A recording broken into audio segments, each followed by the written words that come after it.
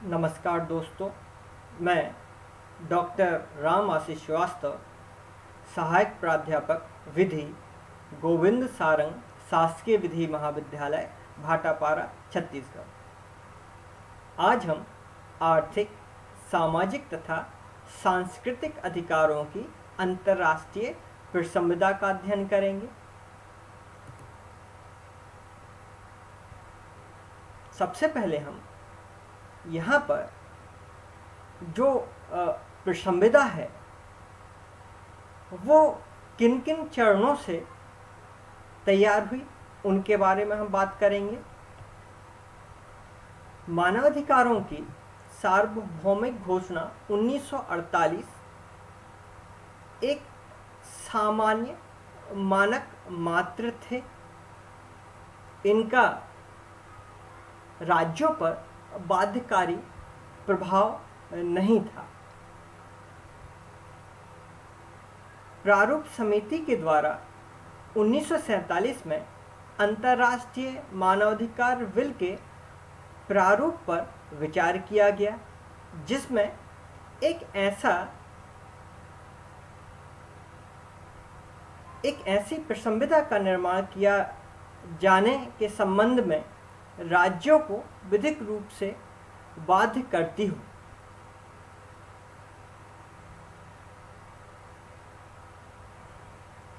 जिसमें एक ऐसी प्रसंविदा का निर्माण किया जाए जो राज्यों को विधिक रूप से बाध्य करती हो।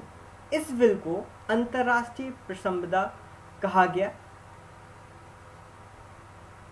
इस प्रसंविदा को तैयार करने के लिए कार्यकारी समूह की स्थापना की गई। यह प्रसंविदा 3 भाग में थी। प्रथम भाग राज्यों की बाध्यताएं जिसमें बतलाई गई थी।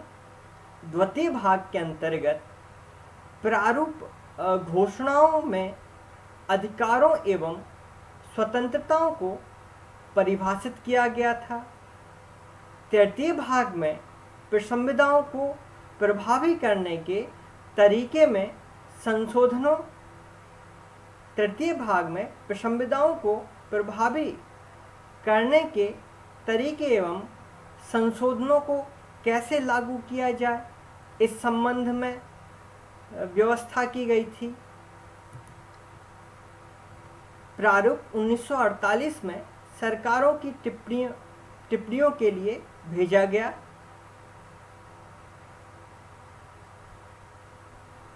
जब यह प्रक्रिया प्रगति पर थी तभी ऑस्ट्रेलिया, सोवियत संघ और यूगोस्लाविया द्वारा सामाजिक, आर्थिक और सांस्कृतिक अधिकारों को भी प्रसंविदा में शामिल करने के लिए आयोग के समक्ष प्रस्ताव किया गया।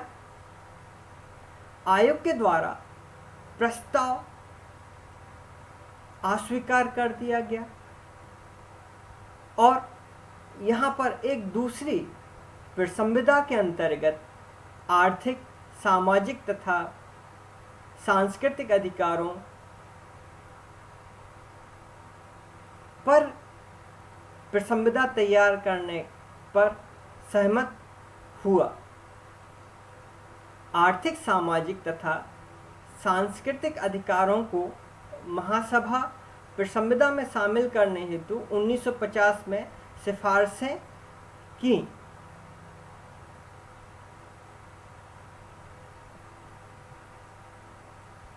1952 में महासभा ने आर्थिक सामाजिक परिषद की सिफारिश पर निर्धारित किया कि दोनों प्रसंविदाएं तैयार की जाएं, जिनके लिए मानवाधिकार आयोग को अलग अलग प्रारूप तैयार करने के लिए निर्देश किया गया। दोनों प्रसंविदा, यहाँ पर यह स्पष्ट कर देता हूँ, यहाँ पर दोनों प्रसंविदाओं को एक साथ रखने में कई राज्य तैयार नहीं हो रहे थे, सहमति नहीं बन पा रही थी, जिस कारण से दोनों के लिए अलग अलग व्यवस्था की गई। आयोग ने 1954 तक दोनों प्रारूपों को तैयार कर अपनी तीसरी समिति के पास विचार करने के लिए भेज दिए। महासभा ने अपनी तीसरी समिति की सिफारिश के पश्चात 16 दिसंबर 1966 को 2 प्रसंविधाओं को अंगीकार किया, जिसमें सिविल एवं राजनीतिक अधिकारों की प्रसंविधा 1966 एवं आर्थिक, सामाजिक एवं सांस्कृतिक अधिकारों की प्रसंविधा 1966 सम्मिलित थी। आर्थिक, सामाजिक एवं सांस्कृतिक प्रसंविधा पर एक ऐच्छिक प्रसंविधा 2008 को भी अंगीकार किया गया, जो कि 5 मई 2013 को 13 से लागू हुई। सार्वभौमिक घोषणा 2 अंतर्राष्ट्रीय प्रसंविधाएं एवं 3 ऐच्छिक नवाचारों के साथ मिलकर मानवाधिकार अंतर्राष्ट्रीय विल का सृजन करते हैं। यहाँ पर हम प्रसंविधा के अनुच्छेदों को जानने के पूर्व में आर्थिक, सामाजिक एवं सांस्कृतिक अधिकारों के अंतर्गत किन किन अधिकारों को सम्मिलित किया जाता है, इसकी चर्चा करेंगे। सबसे पहले हम देखते हैं आर्थिक अधिकार। व्यक्ति को अपने जीवन यापन करने के लिए ऐसे आर्थिक अधिकारों की आवश्यकता पड़ती है जिनके बिना वे अपने जीवन की मूलभूत आवश्यकताओं की पूर्ति नहीं कर सकते। इन अधिकारों में कार्य करने का अधिकार, व्यवसाय चुनने का अधिकार, संघ बनाने का अधिकार, स्वच्छ वातावरण में काम करने का अधिकार, सीमित समय तक ही कार्य करने का अधिकार, योग्यता अनुसार रोजगार प्राप्त करने का अधिकार, निजी संपत्ति रखने एवं विस्तार करने का अधिकार आदि सम्मिलित किए जाते हैं। अब हम बात करते हैं सांस्कृतिक अधिकार से क्या तात्पर्य। सांस्कृतिक अधिकार में सांस्कृतिक जीवन में भाग लेना, वैज्ञानिक प्रगति का लाभ लेने, साहित्यिक रचना के रचनाकार को उसका लाभ लेने का अधिकार आदि प्रमुख हैं। इनमें संगीत, कला, भाषण देना, वाद विवाद में भाग लेना, अपनी संस्कृति का पालन करना एवं दूसरों की संस्कृति को अपनाना, उचित जीवन स्तर, शारीरिक और मानसिक स्वास्थ्य एवं शिक्षा के अधिकार इसके अंतर्गत सम्मिलित किए जाते हैं। फिर अब हम बात करते हैं सामाजिक अधिकार की।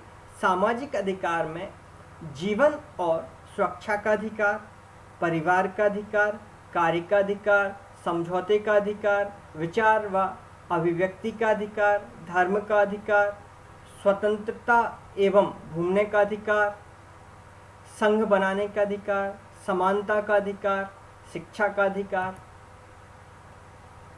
अब हम आर्थिक, सामाजिक तथा सांस्कृतिक अधिकारों की प्रसंविधा की उद्देशिका की चर्चा करेंगे, जिसके अंतर्गत वर्तमान प्रसंविधा के पक्षकार राज्य इस बात को ध्यान में रखते हुए कि संयुक्त राष्ट्र संघ अधिकार पत्र में घोषित सिद्धांतों के अनुरूप मानव परिवार के सभी सदस्यों की सहज गरिमा तथा समान और अनपहार्य अधिकारों की स्वीकृति विश्व में स्वतंत्रता, न्याय एवं शांति की आधारशिला है। यह स्वीकार करते हुए कि ये अधिकार व्यक्ति की महज गरिमा से उद्भूत होते हैं, यह स्वीकार करते हुए कि मानवाधिकारों की सार्वजनिक घोषणा के अनुरूप स्वयं मानव प्राणियों द्वारा भय तथा अभाव से मुक्ति की स्थिति के उपयोग का आदर्श तभी प्राप्त हो सकता है जब ऐसी परिस्थितियां उत्पन्न कर दी जाएं जिसमें प्रत्येक व्यक्ति आर्थिक, सामाजिक तथा सांस्कृतिक अधिकारों और उन ही नागरिकों एवं राजनीतिक अधिकारों का उपयोग कर सकें। इस बात को ध्यान में रखते हुए कि संयुक्त राष्ट्र संघ अधिकार पत्र के अधीन राज्यों पर मानवाधिकारों तथा स्वतंत्रताओं के प्रति सार्वजनिक सम्मान तथा उनके पालन को बढ़ावा देने का दायित्व है। यह महसूस करते हुए कि व्यक्ति पर जिसके अन्य व्यक्तियों के प्रति और अपने समुदाय के प्रति कुछ कर्तव्य हैं, यह जिम्मेदारी है कि वह इस संविदा में मान्य अधिकारों को बढ़ावा देने और उनका पालन किए जाने के लिए प्रयत्न करें। यह आर्थिक, सामाजिक तथा सांस्कृतिक अधिकारों की अंतर्राष्ट्रीय संविदा की उद्देशिका थी, जिसके अंतर्गत राज्यों की बाध्यता को तय किया गया और उनको एक संकल्प रूप में प्रस्तुत किया गया। आर्थिक, सामाजिक तथा सांस्कृतिक अधिकारों की संविदा 1966 के अंतर्गत कुल 31 अनुच्छेद हैं, जिनको 5 भागों में विभक्त किया गया है। भाग 1 आत्म निर्णय के अधिकार के संबंध में है। भाग 3 के अंतर्गत अन्य अधिकार प्रदत्त किए गए हैं जो कि बहुत महत्वपूर्ण हैं, जिनके लिए सारवान अधिकारों के रूप में भी जाना जाता है, और इनका वर्णन जो है अनुच्छेद 6 से 15 तक विस्तृत है, जिसका हम अध्ययन करेंगे। अनुच्छेद 6 के अंतर्गत कार्य करने का अधिकार,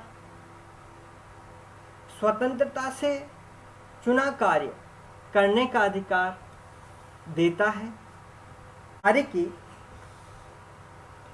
न्यायोचित अनुकूल परिस्थितियां, जो कि अनुच्छेद 7 के अंतर्गत दी गई हैं। श्रम संघ बनाने एवं उसमें शामिल होने का अधिकार, जो कि अनुच्छेद 8 के अंतर्गत दिया गया है।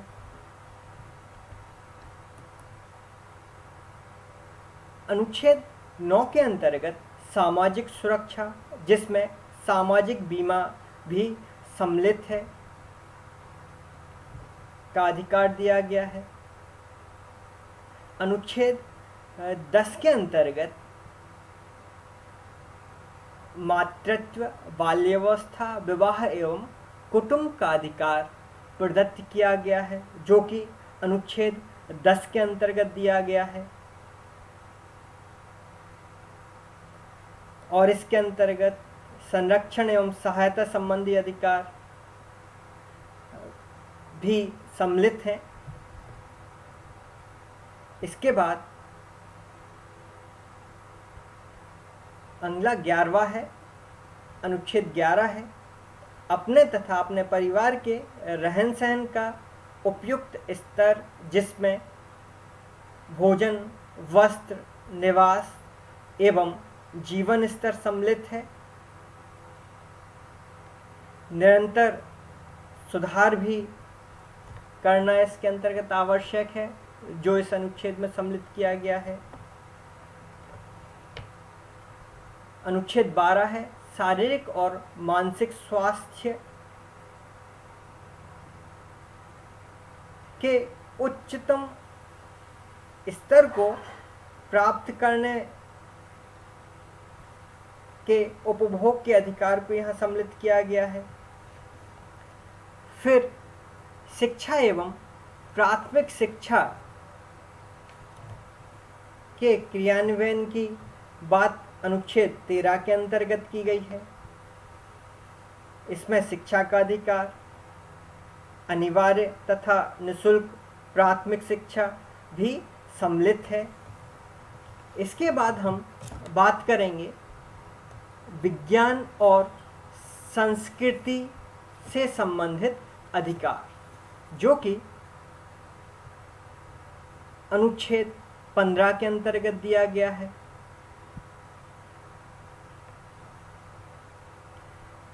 जिसमें सांस्कृतिक जीवन में भाग लेने व वैज्ञानिक प्रगति तथा उपयोगों के लाभ तथा किसी वैज्ञानिक साहित्य या कला के लेखन के उत्पाद के नैतिक एवं पदार्थ के लाभों का संरक्षण के अधिकार सम्मिलित हैं। और अनुच्छेद 14 में 13 के ही साथ साथ सभी के लिए निःशुल्क और मुक्त अनिवार्य शिक्षा के संबंध में बात कही गई है।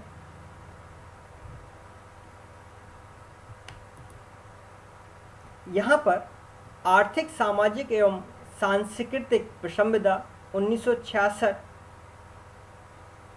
निर्धारित देशों का अनुसमर्थन मिलने के पश्चात 3 जनवरी 1976 को प्रवृत्त कर दी गई।